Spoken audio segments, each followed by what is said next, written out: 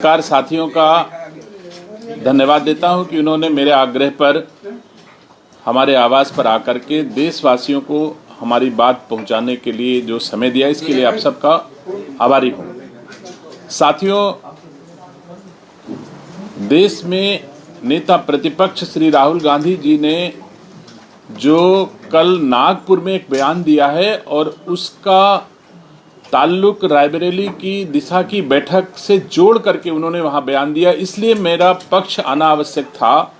वैसे तो मैं देश की राजनीति में भारतीय जनता पार्टी का एक छोटा सा कार्यकर्ता हूं और रायबरेली के भीतर भारतीय जनता पार्टी के माध्यम से रायबरेली वासियों की सेवा करता हूं, लेकिन जब रायबरेली का कोई विषय आता है तो मैं जरूर कोशिश करता हूं कि पार्टी का पक्ष, सरकार का पक्ष भी जनता के सम्मुख आए।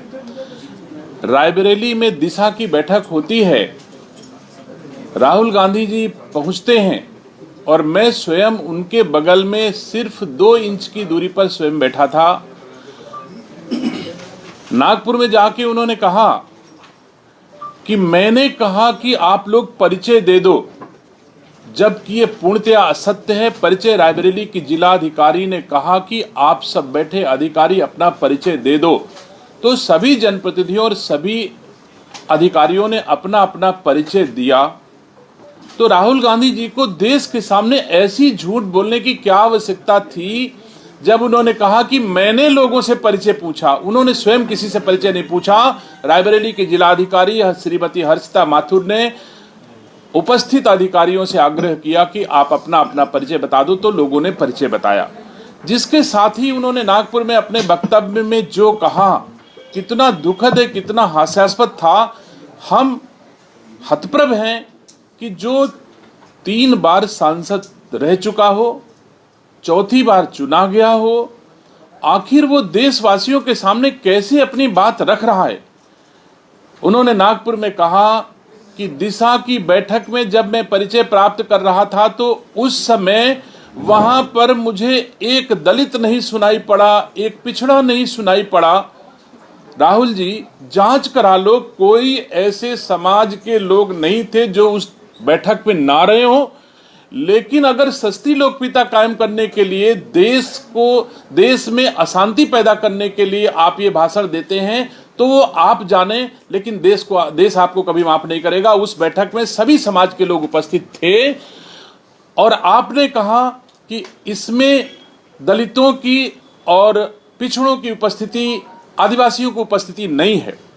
मैं कहता हूं कि उसी बैठक में आपने दिशा की बैठक के लिए सदस्यों को अपने हस्ताक्षर से नामित करना था, जिसमें कुल 9 सदस्य दिशा की बैठक के लिए नामित होने थे। 3 सदस्य भारत की सरकार के द्वारा आरक्षित पदों के लिए नामित होने थे, उनको छोड़ दिया जाए तो शेष 6 पद आपके दस्तखत से उसी बैठक में आरक्षित किए गए जिस बैठक की आप अध्यक्षता कर रहे थे। तो आपने अपनी कलम से दलितों और पिछड़ों का मनोनयन क्यों नहीं किया?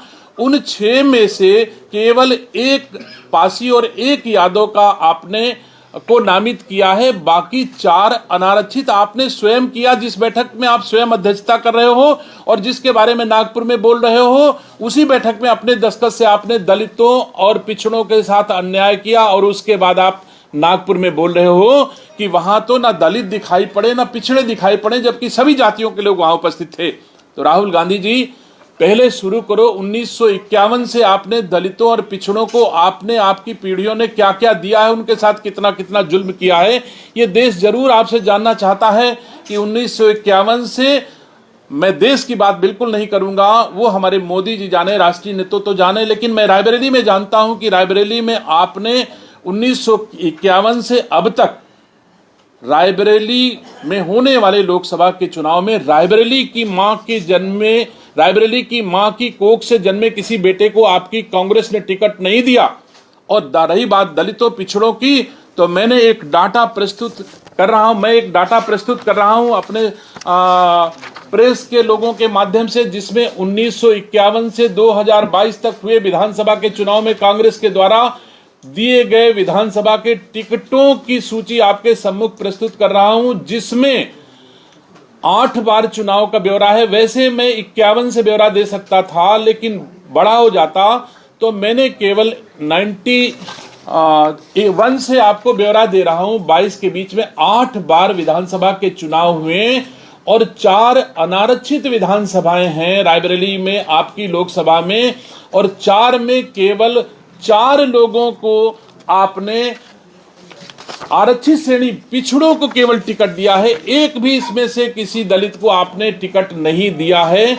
तो क्या इसके लिए आप देशवासियों से माफी मांगेंगे राहुल जी, कि आपने रायबरेली के लोगों, जिस बैठक में बैठे थे उसी बैठक में चुने हुए जनप्रतिनिधि बैठे थे, उन जनप्रतिनिधियों के बीच में आपने जो टिकट दिए हैं उसमें आप स्वयं देख सकते हो कि आपने दलितों पिछड़ों के साथ न्याय किया है आपके हिसाब से। मैं ये भी पूछना चाहता हूं कि चाहे आप पूरे देश की बात कर लो, चाहे रायबरेली अमेठी की बात कर लो, चाहे 10 जनपद की बात कर लो, 10 जनपद के भीतर भी आपके 2 सांसद हैं और तीसरा लड़ रहा है। इनमें से कितने दलितों और पिछड़ों को आपने आरक्षण दिया, यह भी तो देश के सामने आप बताओ। कहीं अगर चाहते तो वायनाड से किसी एक दलित और पिछड़े को आप टिकट दे करके सांसद बना सकते थे। आप चाहते तो राजस्थान से, जहां आपने अपनी मां को, वो भी अस्वस्थ होने के कारण, रिटायर होने के कारण आपने राज्यसभा भेजा है, वहां एक दलित को आप भेज सकते थे, वहां तो आपने नहीं भेजा। और रायबरेली की दिशा की बैठक में आकर के और उसके बाद देश के सामने देश को आप गुमराह कर रहे हो कि दलितों पिछड़ों का हक नहीं दे रहा। मुझे तो गर्व है कि जिस बैठक में आप गए थे उसमें मोदी जी की सरकार के शासनादेश के अनुरूप 3 लोगों को आरक्षण प्रदत्त किया गया था, लेकिन आपने तो जितना मोदी जी ने किया उतना